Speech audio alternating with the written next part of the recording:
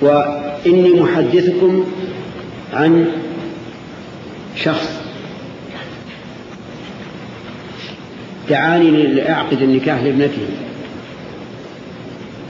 فلما انتهت الخطبة وهي أن الحمد لله نحمده ونستعينه إلى آخره، قلت لولي المرأة زوجي، فقال زوجتك بنتي فلانة على مهر قدره ريال. سمعت الكلام ولا لا؟ سمعت قدره ريال.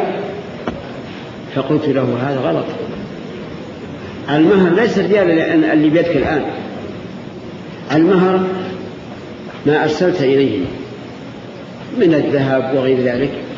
فأقسم لي أنه لم يأخذ إلا هذا الريال، وقال أنا لم أزوج بنتي الدراهم وإنما زوجتها الرجل،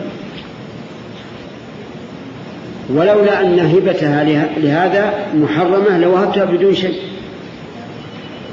مثل هذا الرجل يشجع،